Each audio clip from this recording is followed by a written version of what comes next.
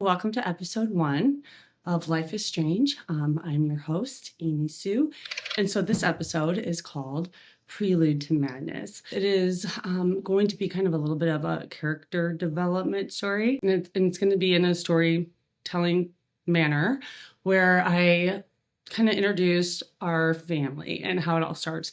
From my perspective, of course, as my siblings come in and tell their stories, Prelude to Madness is going to be from my perspective, just from the beginning. So basically we'll start with when my parents got married. So my dad and my mother went to school together. However, they weren't in any classes together. When they got married, he was 21 and she was 18. I guess it's not that big of a difference, but in high school, it's a pretty big difference. She kind of had a crush on him because he had long hair, which kind of runs in the family. So she was attracted to his long hair, and he was in choir, and she would always call him the hippie guy in choir. My mom was only 18, straight out of high school, and my dad was 21. And he didn't go to college right away anyway. He was a mechanic by nature, and he might have done it in high school. I'm not really sure if he had some sort of a mechanics class. I'm going to guess yes. That was what he was doing then too. Self-sufficient out on his own, and apparently ready to get married to my mother. Now, the funny thing about my parents is they're complete opposites. My mom is very kind of easygoing, kind of carefree in a way, kind of young, immature as a parent maybe. Whereas my dad was very strict and was raised considerably different than my mom. My dad's childhood, and that's a whole nother episode, so we won't get into that, but was a little bit different, and eventually would damage my father so much that he also was unable to be a good father because he didn't know what that was. So completely different people. My mom doesn't really have a type. She's her first marriage, my dad, not really her type as far as I can tell. I mean, my dad's somewhat of a, I don't want to get too deep into it, but I would say a sociopath. I guess that's what a sociopath is. They don't really have any empathy for anybody else. My mom's a narcissist in the way that she's the best at everything. So both parents very self-centered, very self-serving, but in somewhat different ways. My mom was a bit more of the nurturer. I remember her more present when I was a small child. Not my dad. I didn't really know my dad. I mean, I don't really remember him being around ever. Shortly then after, my mom got pregnant with my sister. Heather is the oldest, and she was born first in 1981. She was the firstborn of all of us. And my mother has 7 biological children, me and my siblings, and then I also have 2 stepbrothers. So when I say 9 siblings altogether, that's how I get that number. So my dad wasn't very fond of children. He didn't really want children. So when my mom became pregnant with me, my dad, he'd already accepted my sister, okay, one's enough. They're annoying, basically. That's how he feels about them. She didn't know how my dad would react to it. I don't want this child. I want you to get an abortion. And my mom was real torn about it because she didn't really want to do that because this is her child. She's married. Why are we doing that? I drove my mom there, get this taken care of. My mom just looks at him. She's like, I'm not doing this. I'm not doing it. She put her foot down. She's not doing it. She felt like there was a reason. So yay, I was born July 1983. I remember living with my mom and my dad. Such little, because I was only 2 when they eventually split up. But there was a very distinct part of my childhood that I remember, and I had to have been 2. I mean, I had to have been very young.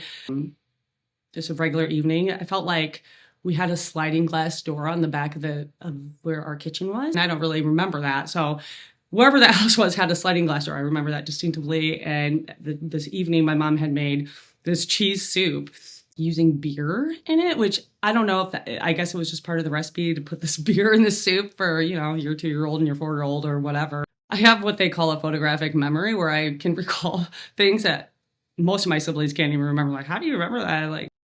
I can remember these situations. I remember having chicken pox when I was 2. I had them on my tongue. And my sister gave them to me. That was grand. Anyway, so cheese soup with beer in it. I remember she served us. We're sitting there, and my sister's eating it, and all of a sudden she gets very sick, and runs into the bathroom. My mom goes in there, and she's like, "Oh my gosh, she's throwing up," or he went somewhere. He left the kitchen. That's all I know. I was in the kitchen alone, and I'm just sitting there with my cheese and beer soup. What's up?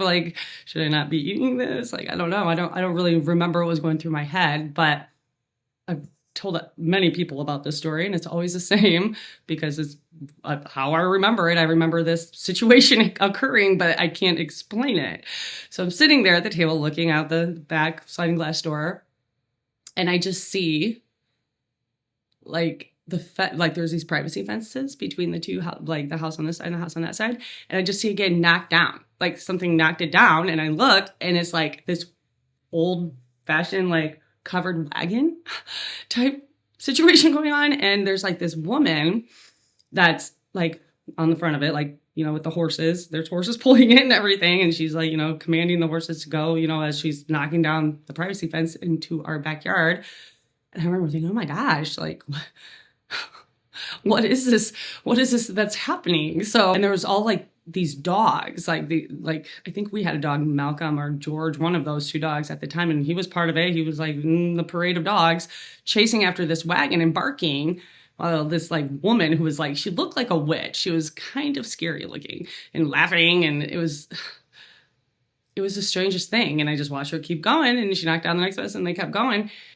It was weird. It was like, but you know, I was a child, so maybe this happens. So not much occurred after that. And I remember it, and I cannot forget it. And I don't know what it was. I don't know if I like had said something to my parents after that. And then they're like, oh, what are you talking about? And then I thought, well, I don't know. Me and my sister used to joke that perhaps I was drunk when I saw this, because there was beer in the soup, and it affected her. So it probably affected me. But I don't know if you have any answers to that weird hallucination I had at the age of 2. Leave a comment down below. We'd be interested to hear what you think about that. But with that said, the divorce did happen. It was shortly around the time that we got the chicken pox, as I was recalling earlier. Not a lot of memories of them together. But after they split up, I do remember just living with my mother. She had an apartment. She was super into 80s rock bands, like the glam rock. And she had like all these posters, and like, it's almost like a teenager would be with like posters of like all the people they like. But hers were like Poison and Bon Jovi and Cinderella, I remember in particular. And she'd have them up on the wall. And I remember looking at them and thinking, are these women? Like, I was confused because I was a child, and I knew they were men. And I believe my dad, when they were together, had some problems. Like, she had a poster of Bon Jovi or something, and he would have like a huge problem with it. Like, you're not hanging this up. But who can blame him, right? I was with my mom, and she was kind of, you know, like a little immature for a mother at that time, like doing her 80s rock band thing. Plus she was dating. So I do remember her dating. She dated a guy that had long hair. Imagine that. And I remember him being, I don't know, being around, but not really engaging with me and my sister. So there was really no male or father figure in the household for like the first 4 years of my life. My mother was very strange too. Like, yeah, she would get us ready and get us dressed and feed us and, you know, do the necessities. I don't know. Like, we were always just being shuffled from one place to the other. And she was dating now because her and my dad were separated. I don't know how long, but irrelevant. I mean, she can do that. They're separated. Oh yeah, that story. So I guess that's how we'll tell how the breakup occurred. So my dad was never around, as I said, like a workaholic. At least that's what he said he was doing, working. And, you know, my mom began to get suspicious about it because he was like never around. And she thought for sure there was another woman. I mean, you usually know when that's occurring, right? Because he did have a mistress. Yes, he did. He always has a mistress, doesn't he? Doesn't he? So my dad was cheating on my mother with another woman. And my mom ended up finding them together. She was there, and my mom like flew into a rage, and my dad like pushed her or something, and she was so mad because, you know, he was calling her crazy, and she's there like, what do you, like, you're cheating on me, like, of course I'm gonna be crazy, like, what are you doing? And so she got all angry, you know, this is her husband and he's like treating her like this. So she jumps in her car and like runs into a tree, backs up into a tree or something, and then pulls for her, and there's my dad's girlfriend and tries to hit her with a car, and it's just like all this drama, right? So my mom, I think she went to jail, unfortunately, for Mother Dearest, for her behavior. And then it was over. It was done. I mean, she had found out he was cheating on her. There was no coming back from that. So parents divorced. Okay. That was moved on. for my mom, and she also moved on and started dating. So we were living with her in that apartment. She's dating. We're going to the babysitters all the time because she would go out to meet guys. She was young. So, and I mean, even though she had 2 young children, it didn't stop her. She did whatever she had to do to go, get herself a new man, so to speak. So with my dad being extremely, I guess, controlling towards her and what she could wear, he wouldn't let her, wear dangly earrings or do certain things. So she was kind of like, had her freedom now to like just be herself, which was 80s rocker mom. Yeah. She took us to Marge's house, and she was large. We'd always watch Wheel of Fortune. I just remember watching lots of Wheel of Fortune. And I think my mom would just take us there really late, and we would end up falling asleep, and she would come get us after a date or whatever. My mom wasn't very present. Even though she took care of us and we lived with her, she wasn't like sitting around doing like, Susie Homemaker stuff with us. She was always doing something else, like whatever that may be. I was going to a preschool at the time, or a daycare of sorts. It was a cool little place that my mom would take me. I remember going there, but when my mom would drop me off there, I would be upset. I didn't really like realize that my parents were supposed to be like present and like helping me do stuff. Like I said, independent. I could tie my shoe, I think at 4 years old, and I could count to 100 at like 3. Mom said when I was learning how to walk, I would just walk and fall over on my face, and one cried, get back up, like, keep trying and keep falling. So, that was how I was. Plus my sister, my older sister, kind of mother hen me because we were always just together through everything, all along the way. So she was always looking out for me. So I just felt, that my parents really weren't that important, that they were present or not. Right. But with that said, when she used to drop me off at daycare, I would cry for her because I was, I still have this to this day where I'm like a little anxious, like around people I don't know. I at least have to have one person I'm comfortable with. And I probably was still was that person even at 4 years old or 5 years old. There was a man that would come drop off his son at the same daycare that I got dropped off at because his son was a year younger than me. So we were kind of in the same area of spectrum of things. And I would cry, and he would see me crying, and he would come and pick me up. This random man, right? Yeah, I mean, nowadays you probably couldn't get away with doing that, but it was kind of a cool thing because this man would come pick me up, and I would stop crying because he was so nice and sweet. He was like, "Oh, it's okay. I'm gonna be okay," and I'd be like, "Oh, it's gonna be okay." So that's how that went. Several times that happened where this man, same man, would come and pick me up and kind of console me and make me feel better. Weird, right? So then when my mom met Leon and started dating him and he started coming around, we realized that this was the man that used to pick me up at daycare and make me feel better. Isn't that crazy? So my mom ends up marrying this man that was like, that I was already like had some sort of a connection with before she even started dating him. My mom, since we were living with her, we would go visit my dad, but he would get us every other weekend. And it was a weird situation. It didn't last very long, if I remember correctly. We'd be waiting for him to come get us. So these little brown suitcases, I remember they were fucking ugliest things ever. Or we had identical ones, me and my sister, and we put all our clothes in there. It's kind of exciting because we didn't really do that ever. It was kind of like, okay, we're going to go to our dad's, I guess, and see how that goes. And just my dad, like everything with my dad was like over the top. Like my mom was like, didn't have a lot of money. So we didn't have like all this nice stuff, but my dad did. And it was always real different for me. Like, okay, we're going with this man. I don't really know this man, even though he's my dad. I'm like forced to go on these like weekend trips when he decides to pick me up. And we had no toys there. I just remember it not being fun. I didn't really want to go, but we kind of just did our duty and came back and got to go back to normalcy of our regular life. So the pickup thing wasn't working out very well for my dad because, he's always got to be doing something, doesn't he? He's just working all the time. So, and he just would not pick us up. So we would sit out there, we'd go outside in summer and we'd have our suitcases outside and we'd be playing and watching the sun slowly go down and dad not come. So my mom would try to call him, like, because she'd see us like, where's dad, And she'd try to call him and he wouldn't answer. Never would call my mom, let him know if he was running behind, what was going on, whether or not he was coming or not. And, it would get dark and we would realize he's not coming. because, you look forward to it, even though I mean, it's weird because looking back, I'm like, why did I look forward to that? Maybe just, it was my dad. I mean, I wanted that, I wanted to say, well, dad's supposed to be cool, right? So this is the opportunity for us to go there and get the dad attention. And my sister, mother henning me, would always be like, oh, it's okay, and my mom would feel bad. I mean, and she probably had a hot date or something. She probably had something else to do. I'm like, damn, this man didn't come pick these girls up again and see us all sad. And she had her thing she had to do, so she knew what she would do. She would call my aunt, which is my dad's sister, which we loved her. She was just so good to us. All my aunts were really good to us. Like, thank God for them.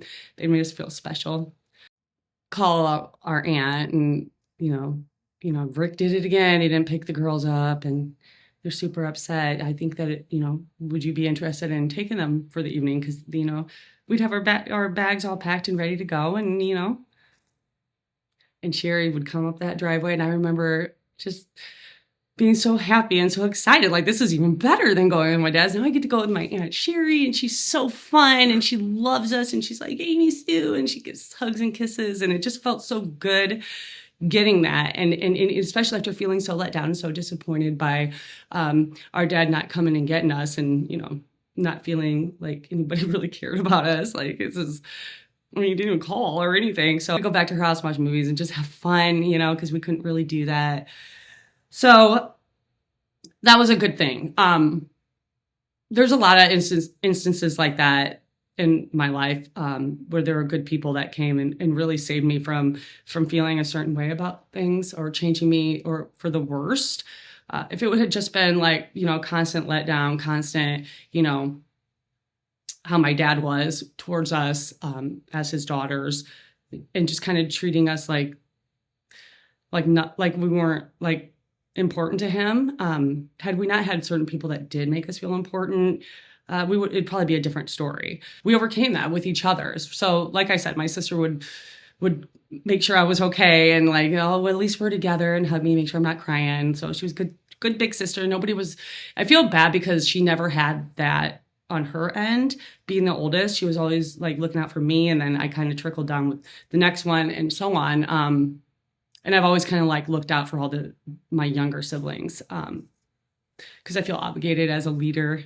I never really looked out for my sister, and she had a lot going on and a lot of stuff I'm sure she'll be more than happy to tell you about. But it's definitely something I think about now, as far as I wish I would have been there more for her. But, no one's perfect. And you'll see as things progress why that might have got overlooked. But it helped us not be sad or not really face what was happening as far as our relationship with our father was going. So Leanne comes in the picture and they get married. One thing I noticed right away about Leanne was that he was nothing like my father. So I didn't know, because I was young, like 6 at this point. I didn't know that fathers and daughters had like this special bond, like this father-daughter bond, because my dad acted like I didn't exist half the time or, acknowledge my presence. I didn't know that it was like something that happened all the time. Basically, I just thought it was like kind of like fiction, like, like fantasy, almost like Harry Potter style, like, it's not real. But so it's not real, but maybe it's like this fantasy of like what a father, like like how a parent and children relationship should be, which I didn't have. And it might make some people mad, like, I don't know, my parents, that I'm saying that, but it's, I'm not saying it to like make them feel bad in any way. I mean, yeah, we could have done better, but we all can do better. How it shaped me as an adult, not having that very important love and that very important bond and security that you need that is enforced by your parents, and how it is to grow up without that. But not having a parent there to guide you is really unfortunate, and it can really have an effect on decisions you make as an adult. And sometimes you don't realize it until it's too late. So Leanne was different. I noticed that right away, and I immediately, I told you, he used to pick me up when I would cry. So there was already this kind of bond where I really like was drawn to him because he was such a loving man. And I never really knew men to be loving or caring like that. Just women, because that's how my mom was. That's how my grandma was. Saying I love you. I don't know how often that was spoken by my mom. I'm sure she said it. I know she said it. My dad never said it, ever. Like, I don't really feel like my dad ever wanted to do that. Like, we were just like discussing little creatures to him, but it's kind of messed up, right? But I didn't know. I didn't know it wasn't normal to be that. So yeah, daddy issues. Yay.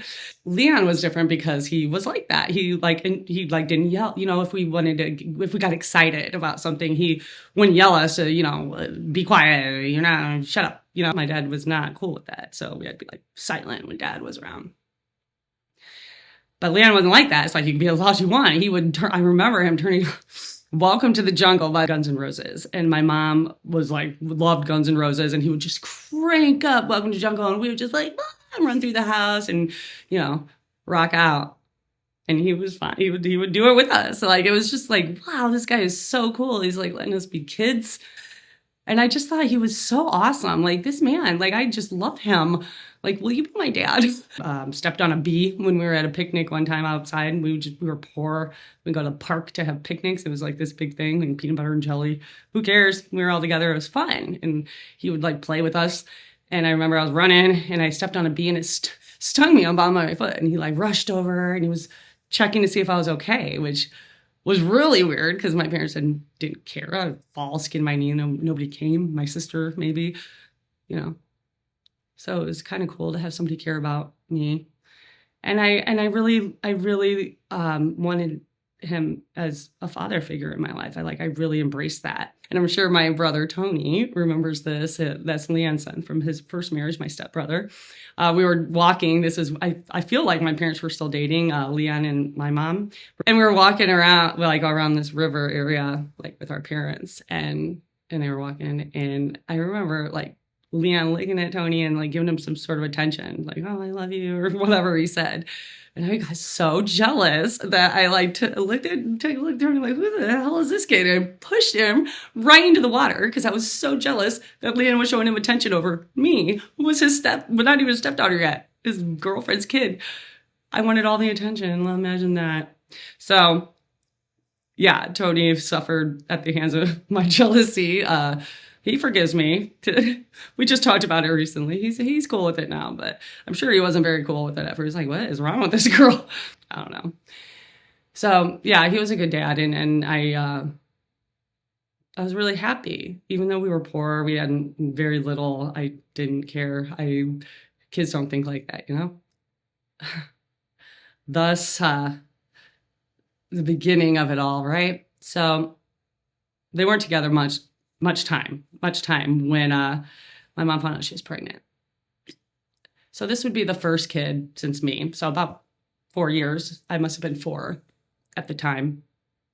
And she finds out she's pregnant with their first child, their love child. Yay. Plus I didn't realize what it meant for us. So my mom and Leon are like, oh, man, you know, we can't really afford. They had a 2-bedroom place. It was in the ghetto. We used to have to walk to school. My sister would get beat up for her lunch money. Yeah, that was fun times. I was so little, and I would be walking, you know, and they'd grab her and start beating her up, and they wouldn't touch me, but she carried the lunch money. So I would just kind of watch like, oh shit, you know, this again. Or maybe I just kept walking. One time I just kept walking when she got beat up into somebody's yard. And the guy that owned the house happened to be outside working in his garden, and he chased him away with a rake. I remember that specifically.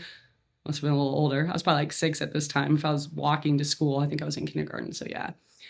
He's like, go on to school, little girl. And I did. And just left Heather behind with this man. Hopefully nothing weird happened. But I don't remember it happening again after that. I feel like my mom started driving us to school or made some arrangements for somebody. Maybe my Aunt Tina did it. She was around a lot, so she would kind of help us off my dad and other of my dad's sisters.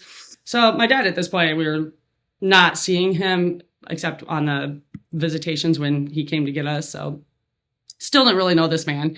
And we just lived with my mom in the ghetto. And when I say ghetto, it was just bad. It was a bad area and for poor people. But now there's a baby. They need more room. So the first promise started, right? People tend to do this to me. They make promises of rescue. I'll, just You just have to do it for this long and then I'll come rescue you. You know how many times I've been told that in my life? Here's the first one. So my mom was going to have my brother. And as you know, their baby, they need a spot for him. They don't have enough space for us.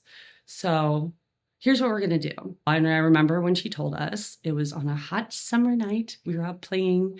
And my mom's like, called us to come, come on, come inside. I got to talk to you.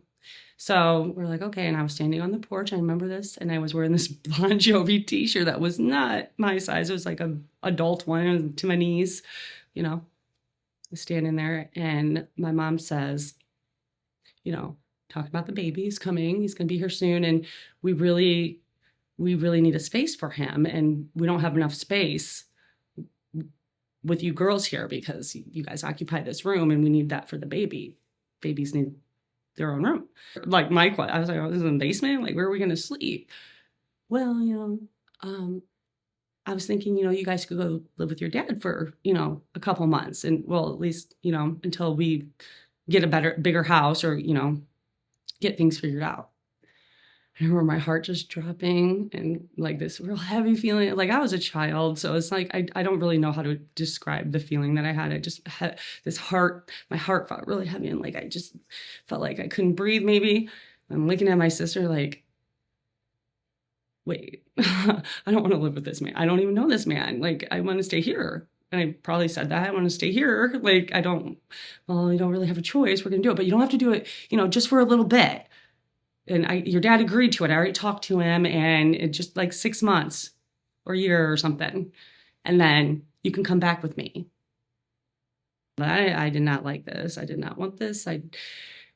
This was not my choice as usual. Not happy all of a sudden. I was sad because I knew we were leaving and it was fairly quickly, like maybe the following weekend or something. Yeah, so it was all set up for us and then we had to go. So that's where we're gonna end this story. So things don't always go as planned, do they? So we'll see what happens next in the next story. Thanks for tuning in. So the second one's gonna be continue on from here and we're gonna kind of get into, further along in our lives and where we start kind of coming in and telling our own stories from our own perspective. Happy New Year. I hope that everybody had a good and safe New Year. Join us again on Tuesday for episode 2.